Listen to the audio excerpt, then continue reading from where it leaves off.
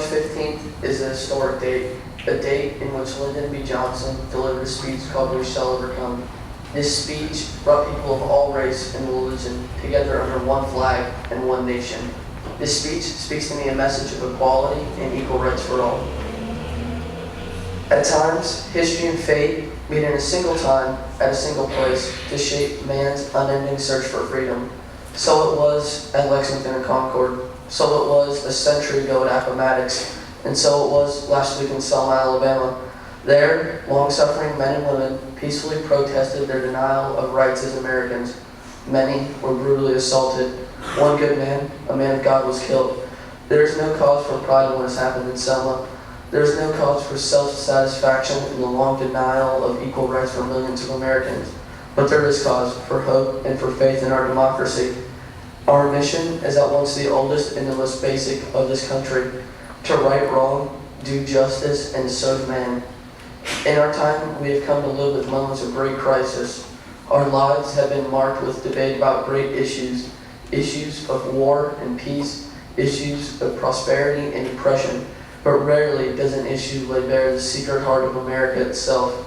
Rarely are we met with a challenge, not to our growth or abundance, our welfare or our security, but rather to the values and the purposes and the meaning of our beloved nation. The issue of equal rights for African Americans is such an issue, and should we conquer the stars, double our wealth, and defeat every enemy, and still be unequal to the issue, then we have failed as a people and as a nation.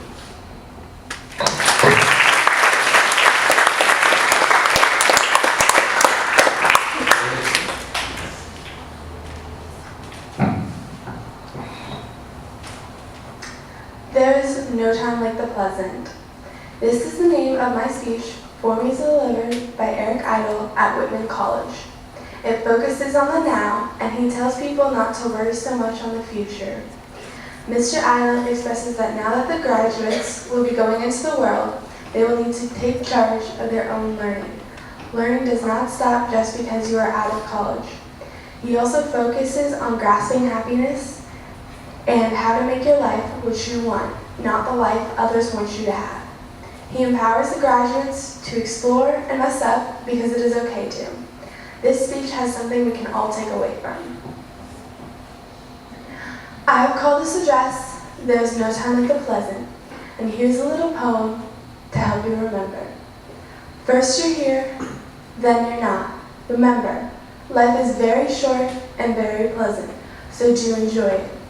Through all of history and all the people who have ever lived, there's not one person, not Shakespeare, not Mozart, not Einstein, not Hubble, who wouldn't give up everything they achieved in their lifetimes to stand here, alive today, in your place. Not one nobody would gladly exchange places with you here today. I would give all my money to be you. Your life is precious.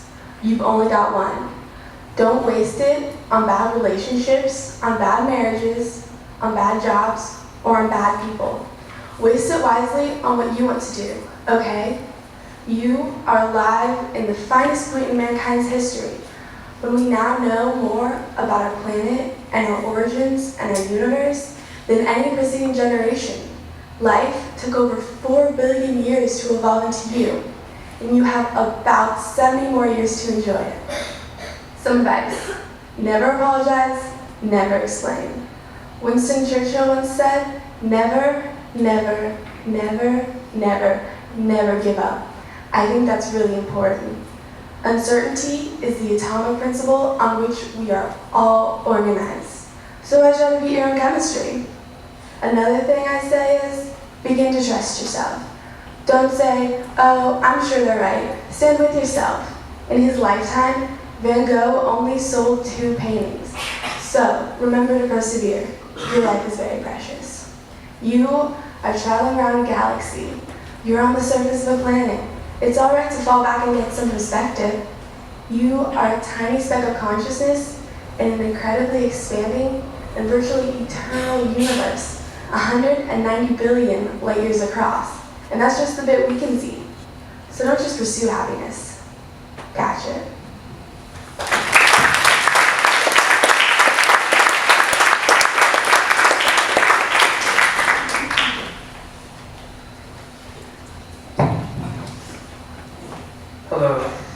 name is Mathews, and I feel very privileged to come up here today to present Ronald Reagan's speech, Time for Choosing. Ronald Reagan, as you may know, switched from a Democrat to a conservative Republican after realizing the true colors of the government. These sectoral colors are the same ones that seem to be protruding in our world of today. The belief in the power of the individual is far greater than whatever help the government can give you. In fact, a too powerful centralized government is the very thing the Founding Fathers sought to get rid of. I hope to communicate that the capitalism is what this country was founded on, and that the government is secretly decreasing it with every single regulation they pass. They are taking our freedoms and enforcing securities that we don't even need. The very thing Ronald Reagan preached to us in 1964 is the very thing that is happening today. You and I are told increasingly we have to choose between the left or right. Well, I'd like to stress there is no such thing as left or right. There's only an up or down. Up, man's old age dream, the ultimate individual freedom, consistent with law and order, or down to the anti-totalitarians. And regardless of their sincerity, those who retrieve our freedoms for security have embarked on this downward course. In this vote harvesting time, they use terms like the Great Society, or as we were told by the President a few days ago, must accept a greater government activity in affairs of the people. But they have been a little more explicit in the past among themselves.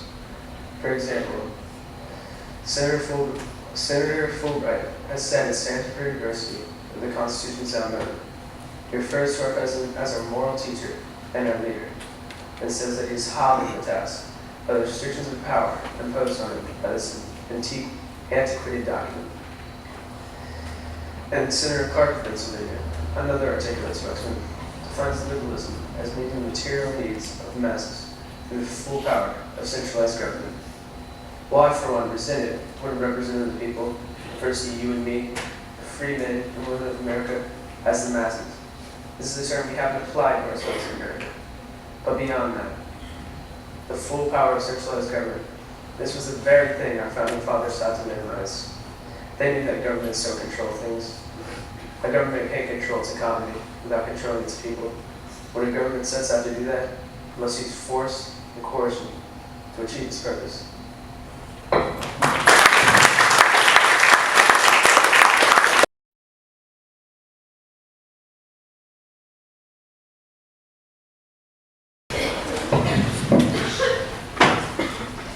John F. Kennedy was a president to be first in many things, not because they are easy, but because they are hard. I've chosen one of his speeches for many reasons. One of them is because he's a great president. Another is that we went to Kennedy Space Center for a field trip. Lastly, I think JFK is not honored more than he should in our generation. I hope that everyone will take something from the speech. Those who came before us made certain that this country rode the first waves of the Industrial Revolution, the first waves of modern technology, the first waves of nuclear power. And we do not intend to flounder in the backlash of the coming age of space. We are meant to be part of it. We are meant to lead it. For the eyes of the world now look into space, to the moon and to the planets beyond. And we have vowed not to see it governed by a hostile flag of conquest, but by a banner of freedom and peace. Therefore, we are meant to be first. In short, our leadership in science and industry, our hopes for peace and security, our obligations to ourselves as well as others, all require us to make this energy, to solve these efforts, to solve them for the good of all men, and to become the world's leading space-faring nation. We set sail on this new sea because there is new knowledge to be gained, there are new rights to be won, and they should be won and used for the right of all people. There is no strife, no prejudice, no national conflict in our spaces yet. Its hazards are hostile to us all. Its conquest deserves the best of all mankind, and its opportunity for peaceful cooperation may never come again. But why, some say, that go to the moon? Well, you might as well ask, why, 35 years ago, fly the Atlantic?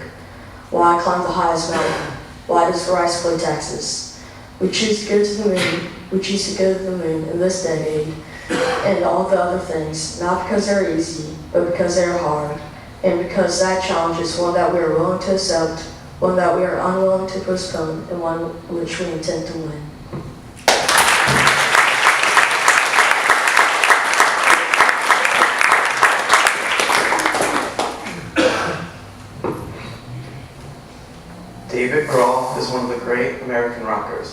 He is a singer, guitar player, drummer, and also the founder of band The Foo Fighters and many others. This is his keynote speech. He gave at the South by Southwest Music Festival in Austin, Texas. I chose this speech because I love rock and roll and guitar.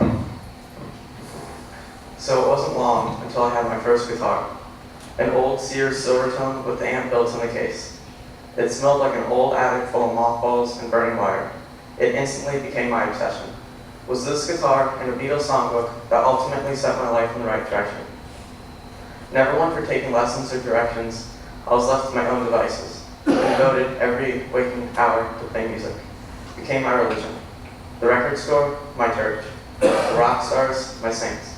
And their songs, my hymns. Springfield, Virginia wasn't necessarily known for breeding rock stars. A career in music never seemed possible to me. It just seemed too good to be true. But that never mattered to me, because I had finally found my voice. And that was all I needed to survive from now on. The reward of playing a song from beginning to end without making a mistake, or the discovery of a new chord or a new scale, well, that could feed me for weeks. I liked my new voice, because no matter how bad it sounded, it was mine. There was nobody to tell me what was right or what was wrong, so there was no right or wrong. Eventually, I figured out how to be one-man band. I took my old handheld tape recorder, hit record, and lay down the guitar track. I would then take that tape, place it in the home stereo, and play the drums along the sound of my guitar. Multi-tracking at 12 years old. I had done this all myself, therefore making the award even sweeter.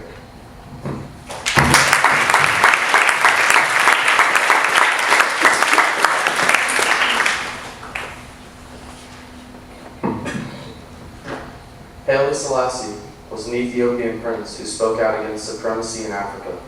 The speech was delivered by him to the United Nations in hopes of peace throughout Africa. He delivered this speech in June of 1936, a month after he had gone into exile after the end of the Italo-Ethiopian War. This spoke to me because it lets us know that there are greater issues in the world than most of the problems we have every day. The speech also spoke to me because it teaches that if you want to do something, you are the only one who can speak out for what you believe. That until the philosophy which holds one race superior and another inferior is finally and permanently discredited and abandoned, that until there are no longer first-class and second-class citizens of any nation, and until the color of a man's skin is of no more significance than the color of his eyes, until basic human rights are equally guaranteed to all without regard to race, that until that day, the dream of lasting peace, world citizenship, and the rule of international morality were made but a fleeting illusion to be pursued but never attained. And until the ignoble and unhappy regimes that hold our brothers in Angola, Mozambique, and in South Africa in subhuman bondage have been toppled and destroyed, until bigotry, prejudice, maliciousness, and inhuman self-interest have been replaced by understanding, tolerance, and goodwill. That until all Africans stand and speak as free beings, equal in the eyes of all men as they are in the eyes of heaven, that until that day, the African continent will not know peace.